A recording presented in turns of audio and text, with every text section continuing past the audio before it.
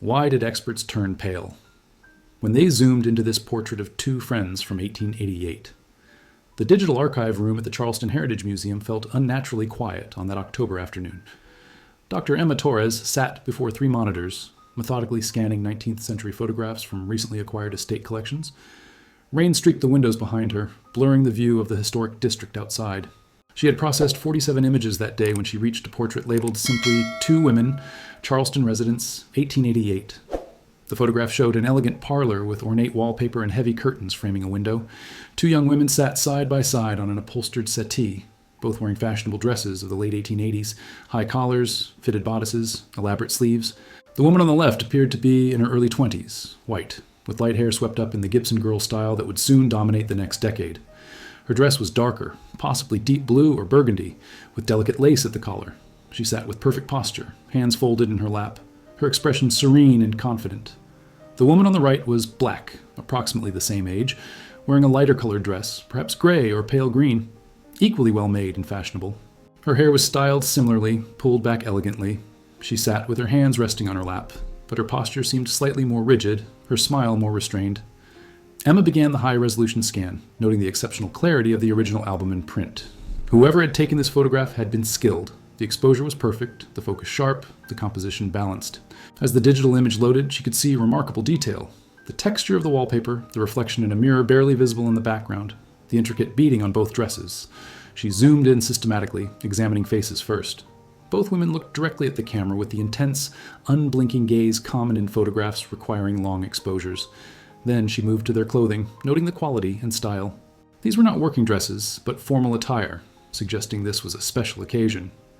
When Emma zoomed in on the black woman's hands, folded gracefully in her lap, her breath stopped. There, on the left wrist, partially hidden by the sleeve but visible in the high-resolution scan, was a circular scar, unmistakable in its shape and origin. Emma had seen similar marks in photographs of formerly enslaved people. She knew exactly what caused scars like that. Emma sat motionless, staring at the magnified image on her screen. The scar was perhaps an inch wide, a band of lighter tissue circling the wrist like a bracelet. The edges were distinct, the kind of permanent marking left by metal restraints worn over time. She had catalogued photographs from plantation records before, had seen documentation of the brutalities of slavery, but those images were always clearly labeled, contextualized, understood. This photograph was different. It showed two women sitting together in obvious comfort and equality, dressed similarly, posed as companions or even friends. Yet one bore the physical evidence of bondage. Emma checked the acquisition records. The photograph had come from the estate of Mrs. Virginia Ashford, who had died 6 months earlier at age 93. The estate donation included several boxes of family photographs, documents, and personal papers dating back to the 1780s. This particular image had been in an album labeled Family Portraits, 1880 on 1900. The notation listed no names, no identification of the subjects or the photographer, just a date, 1888. Emma calculated quickly. The 13th Amendment abolishing slavery had been ratified in December 1865. This photograph was taken 23 years after emancipation.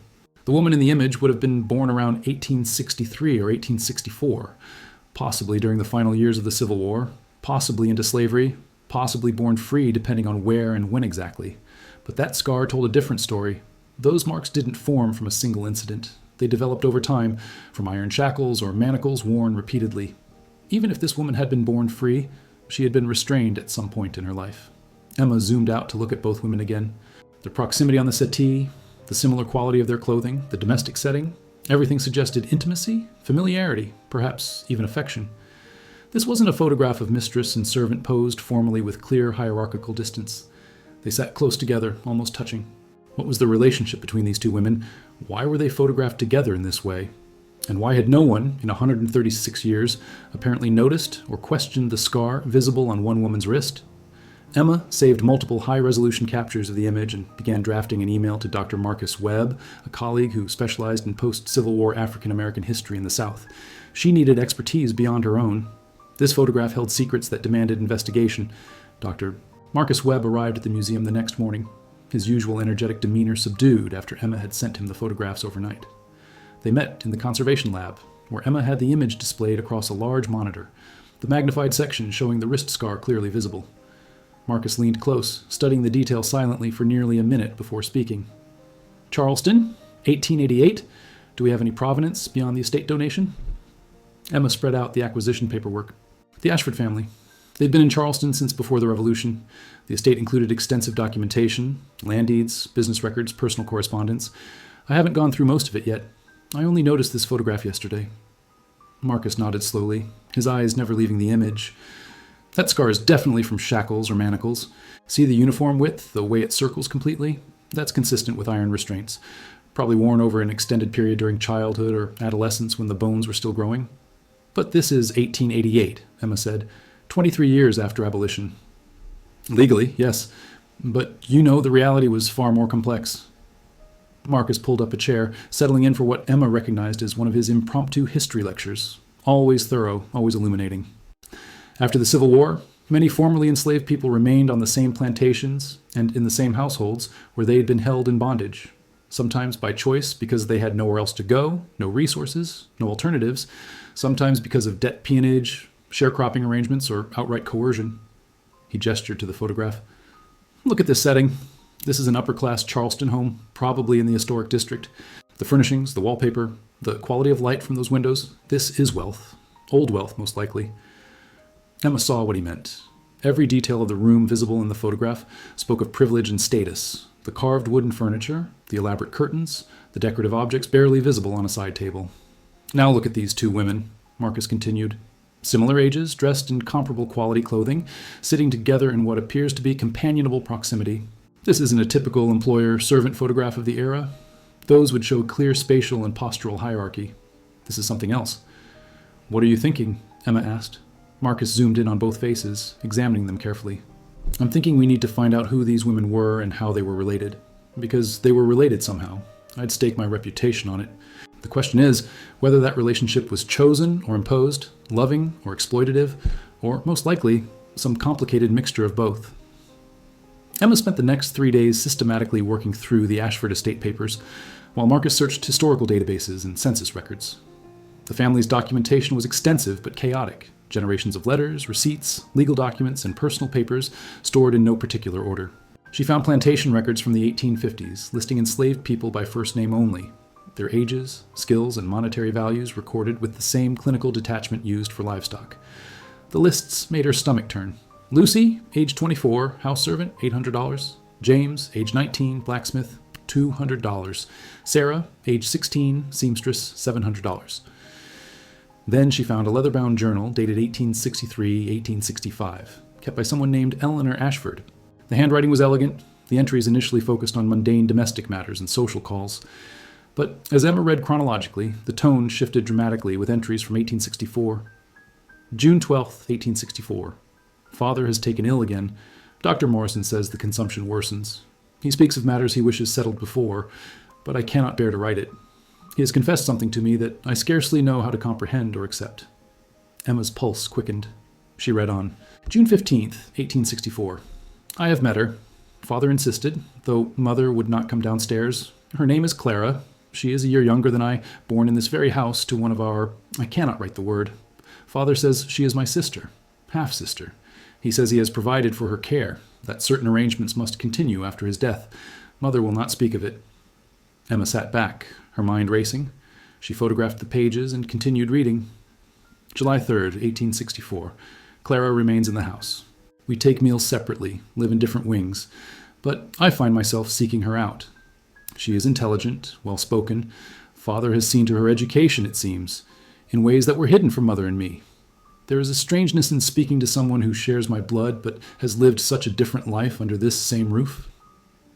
Emma grabbed her phone and called Marcus immediately. I found something. The Ashford family. There were 2 daughters. Eleanor, the legitimate white daughter, and Clara, the mixed-race daughter born to an enslaved woman. They lived in the same house. Marcus's response was immediate. Get me everything you can find about both of them. Birth records, death records, any photographs, any mention in family correspondence. This is the connection. Marcus arrived with census records and city directory listings spread across his laptop. I found them both. Eleanor Ashford appears in the 1870 census as daughter of Robert and Margaret Ashford, age 26, living in the family home on Meeting Street. And here, in the same household, Clara Ashford, listed as domestic servant, age 25, race marked as mulatto in the census terminology of the time. Emma pulled up more journal entries from Eleanor's diaries, these from 1865. April 20th, 1865. The war is ended. Father died 3 months ago, and now this news.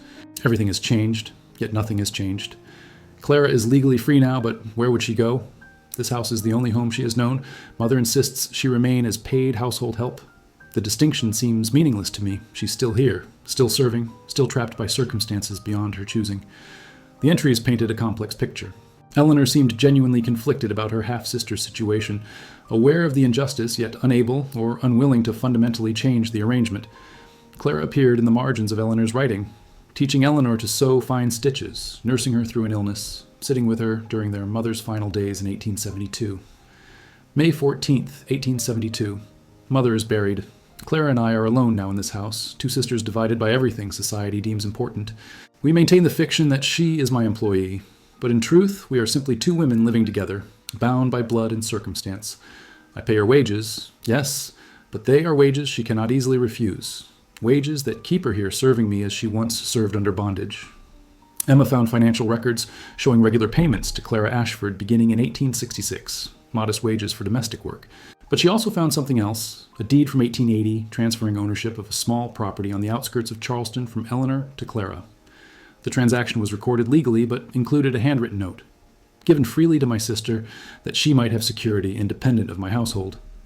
Marcus examined the deed carefully. This is unusual. White women transferring property to black women in 1880s Charleston? That would have raised eyebrows. The fact that she's identified as my sister in the note is extraordinary, acknowledging that relationship in legal documentation. So Eleanor was trying to help Clara? Emma asked. Maybe, or maybe trying to assuage her own guilt, or both. Marcus pulled up another document. Look at this. Clara is listed in the 1880 census as still living at the Ashford residence, even though she owned property elsewhere. She stayed, even when she had the legal right and financial means to leave. Emma found the answer in a letter dated March 1888, tucked into Eleanor's correspondence file. It was addressed to a photographer named William Barnett, whose studio had been located on King Street in Charleston. Mr. Barnett, I wish to commission a portrait photograph to be taken at my residence. The subjects will be myself and my sister, Clara. I understand this may be an unusual request given the current social climate, but I am willing to pay double your standard rate for your discretion and professionalism. The photograph is for private family purposes and will not be publicly displayed. Please advise your availability. Eleanor Ashford. Marcus read the letter over Emma's shoulder. She wanted documentation of their relationship, something private, just for them. Emma found Barnett's reply, dated a week later. Miss Ashford, I am honored by your request and require no additional payment beyond my standard portrait fee. I have known your family for many years and understand the delicate nature of this commission. I am available Tuesday, March 27th at 2 o'clock. I will bring my equipment to your residence and ensure complete privacy during the session. William Barnett. The date matched. March 27th, 1888. The notation on the photograph's original mounting, barely visible in the scan. Emma pulled up Eleanor's journal entries from that period. March 27th, 1888. Today we sat for a portrait, Clara and I, together as we have lived these past 24 years since Mother's death. I wanted something to acknowledge what we are to each other, even if the world can never know. Clara was hesitant at first, concerned about the propriety, but I insisted. We are sisters. Whatever else divides us, that truth remains. March 28th, 1888. Mr. Barnett brought the wet plate proof today. Clara looked at it for a long time without speaking. We look like equals in this, she finally said. I told her we should be equals, that the accident of birth and circumstance that made our lives so different is an injustice I have never known how to remedy. She touched my hand and said, You have done what you could, Eleanor. That is more than most would do. But is it enough? Can it ever be enough? Emma felt tears prickling her eyes. This wasn't a simple story of exploitation or a simple story of sisterly love. It was both, neither. Something far more complicated. Marcus pointed to the screen. The scar. Did Eleanor know about it? Did she understand what it meant? Emma searched through more entries and found it. January 1866. I saw Clara's wrists today when she reached for something high on a shelf. The scars there, I knew what they were, though I'd never seen them clearly before. Evidence of what was done to her before the war ended, before freedom came. I wanted to ask, wanted to understand, but the words would not come. How does one ask one's sister about the chains she wore? Emma contacted Dr. Patricia Coleman, a specialist in the material culture of slavery at the University of South Carolina. Dr. Coleman arrived the following week, bringing with her extensive documentation of restraint devices used in the antebellum and Civil War periods. Shackles and manacles left very specific scarring patterns, Dr. Coleman explained, examining the magnified image of Clara's wrist. The circular formation, the uniform width, the slight indentation of tissue, these are consistent with iron manacles, likely worn during adolescence. The scar tissue suggests they were worn over an extended period, not just once or occasionally. Emma had found more fragments in Eleanor's journals. March 1864. Father explained to me that Clara, though she is his daughter, could not be acknowledged as such during the years of slavery. She was listed in his property records as belonging to mother, legally enslaved despite her paternity. He says he kept her in the house, had her educated secretly, but there were times when appearances had to be maintained, when his overseer or business associates visited, times when Clara had to be, I cannot bear to write it clearly, restrained like any other enslaved person to maintain the fiction. Dr. Coleman's expression was grim. This was not uncommon in situations involving enslaved people who were blood relatives of their enslavers. The cognitive dissonance was profound. They might be treated with relative favor in private, educated, given better clothing and housing, but still subjected to the apparatus of bondage when necessary to maintain social appearances or control. So Clara was shackled even though she was his daughter? Emma asked. Exactly. The legal system recognized no familial relationship between enslaved people and their enslavers, even when paternity was obvious and acknowledged privately. Clara would have been property in the eyes of the law until 1865, regardless of her father's feelings or private arrangements. Marcus had been quietly reviewing documents. I found something else. Robert Ashford's will, dated November 1864, 2 months before he died. He made specific provisions for Clara. She was to be freed immediately upon his death, given a sum of money, and Eleanor was instructed to provide for her continued residence and well-being as befit her station as a member of this family. But he didn't free her while he was alive? Emma asked. No. The will suggests he was afraid of social repercussions, of what acknowledging her would mean for Eleanor's reputation and marriage prospects. So Clara remained enslaved, wearing those manacles when necessary, until his death freed her legally in January 1865, just months before the war ended and emancipation came to everyone. Dr. Coleman pointed to the photograph again. Look at how she's positioned her hands in this portrait. They're visible, resting in her lap, the scarred wrist partially showing. That's a choice. She could have hidden her hands in the folds of her dress, positioned her arms differently. She chose to let this evidence remain visible. Emma understood. The photograph was documentation, testimony witness. Marcus had traced Clara's life through city directories, tax records, and church registries. She stayed with Eleanor until 1895. 7 years after this photograph was taken, she finally moved to the property Eleanor had deeded to her. She lived there alone until her death in 1903. Emma found Eleanor's journal entries from 1895. September 15th, 1895. Clara is leaving. After 31 years of living under this roof, first as enslaved, then as employee, always as my sister, she is taking residence in her own home. I should be happy for her independence, yet I feel the loss profoundly. We have been each other's constant companion through everything. September 20th, 1895. I helped Clara move her belongings today. So few possessions after a lifetime, but she has her books, her sewing things, her freedom. She embraced me before leaving and said, "You gave me what you could, Eleanor. I understand that now. We were both trapped by the world we were born into." I wanted to argue, to say I could have done more, should have done more. But perhaps she's right. Perhaps we both did what we could within the confines that bound us. Emma found records of Clara's property, a modest house on 3 acres, which she cultivated into a productive garden. Tax records showed she supported herself through seamstress work, listed in city directories from 1896, 1902 as Clara Ashford, dressmaker. But Emma also found evidence of continued connection between the sisters. Eleanor's household account books showed regular payments to C. Ashford for sewing services, far more than would have been necessary for one woman's wardrobe. Letters between them survived, formal in tone but revealing underlying affection. Dear Eleanor, thank you for the commission for Mrs. Harrison's trousseau. The work keeps my hands busy and my mind occupied. I trust you are well, and that the spring rains have not flooded your garden as they have mine. Your sister, Clara. Dearest Clara, I am sending additional fabric and thread. Please make yourself a new dress for church, something in the green that suits your complexion so well. Consider it compensation for the trousseau work, though we both know I'm overpaying as usual. I miss our evening conversations. Your sister, Eleanor. Marcus found Clara's death certificate from April 1903. Cause of death, pneumonia. Age, 64. The informant listed was Eleanor Ashford, who had been present at her sister's death. Eleanor's journal from that period, April 8th, 1903. Clara is gone. I held her hand as she passed, those scarred hands that had worked so hard, endured so much. She said at the end, "We were sisters, Eleanor. Whatever else was true, that was always true." Yes, sisters. Bound by blood and history and all the complicated truths we lived with. Emma traced how the photograph had remained in the family for over a century. Eleanor had no children. When she died in 1911, her estate passed to her nephew, Robert's son, from a brief early marriage that had ended in his wife's death. The nephew, also named Robert, inherited the house and all its contents, including Eleanor's private papers and photographs. Through generations, the image had been preserved in family albums, its significance gradually forgotten. By the time it reached Virginia Ashford in the mid-20th century, it was simply an old family photograph, with no names attached, no story preserved. Emma contacted Virginia Ashford's granddaughter, Rebecca, now living in Atlanta. Rebecca agreed to visit the museum and was visibly shaken when she saw the enlarged image and read the research Emma had compiled. "I never knew," Rebecca said quietly, staring at Clara's face in the portrait. "My grandmother had boxes of old family things, but she never talked about this period of our history. I don't think she knew the full story herself." Emma showed her Eleanor's journals, the letters between the sisters, the deed transferring property to Clara. Rebecca read silently, tears streaming down her face. "They were sisters," she finally said. "Real sisters who cared for each other, but trapped in a system that made their relationship impossible to acknowledge publicly. And Clara wore those scars her whole life, physical evidence of what had been done to her."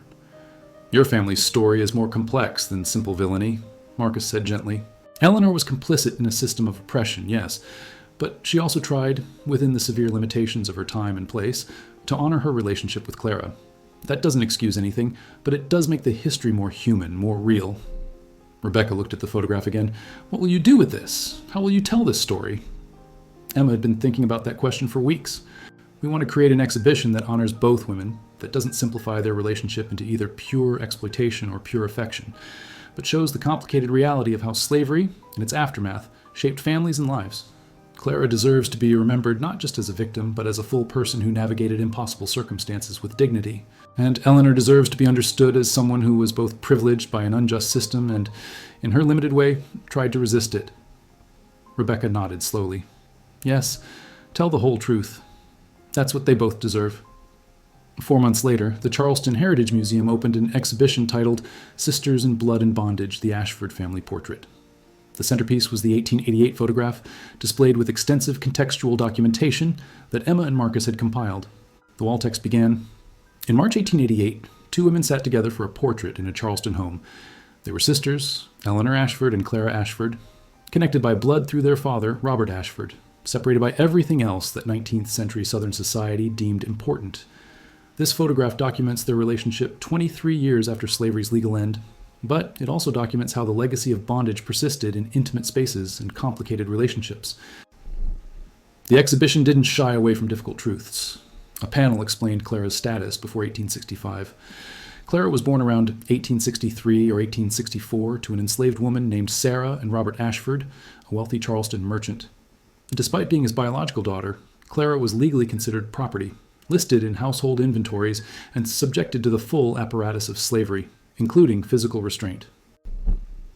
Beside the main portrait, Emma had displayed the magnified image showing Clara's wrist scar, with an explanation. "This circular scar, visible on Clara's left wrist, is consistent with iron manacles used to restrain enslaved people. Such scars formed over time from repeated use of shackles, typically during adolescence. That Clara chose to position her hands visibly in this portrait, allowing this evidence to remain in the frame, suggests the photograph held meaning beyond simple documentation. It was testimony." Eleanor's journal entries were displayed in careful selection, showing the complexity of her feelings, her acknowledgement of injustice, her limited attempts at remedy, her genuine affection for Clara, and her inability to fully break with the social system that privileged her. Clara's own voice appeared through the few letters that survived, dignified and reserved, claiming her identity. "Your sister, Clara." The exhibition traced both women's lives after the photograph, Clara's eventual move to independence, Eleanor's continued support, their ongoing relationship until Clara's death. It ended with Rebecca's statement. "My family's history includes both perpetrators and victims of slavery, sometimes in the same photograph, sometimes in the same bloodline. Acknowledging this complexity is painful but necessary. Clara Ashford was my ancestor as much as Eleanor was. Her story deserves to be told." On opening day, a diverse crowd filled the gallery. Emma watched as visitors stood before the portrait, reading the extensive documentation, many with tears in their eyes. She overheard conversations, people discussing their own family histories, the complicated legacies they carried. the truths they were still uncovering. An elderly black woman stood before Clara's image for a long time before speaking to her companion. She's looking right at us, right through time, saying, "This happened. Remember this happened." That scar on her wrist is her testimony. Emma felt the weight of that observation. Clara had indeed left testimony, in the scar she chose not to hide, in the photograph she agreed to sit for, in the dignity with which she posed beside her half-sister despite everything that divided them. The photograph would remain in the museum's permanent collection, no longer anonymous, but fully contextualized, telling a story that was specific to two women in Charleston in 1888, but also emblematic of countless untold stories about how slavery shaped families, relationships, and lives long after its legal end. As the exhibition continued into the evening, Emma stood beside Marcus, both of them watching visitors engage with the story they had uncovered. "Do you think we did right by them?" Emma asked quietly. "By both of them?" Marcus considered the question. "We told the truth as fully as we could recover it. We showed Clara as a person, not just a victim. We showed Eleanor's complicity and her conscience. We didn't simplify or sanitize. Yes, I think we honored them both." The museum lights gleamed on the glass, protecting the 136-year-old photograph. Eleanor and Clara sat side by side in perpetuity, two sisters bound by blood and separated by history, their complicated truth finally fully told.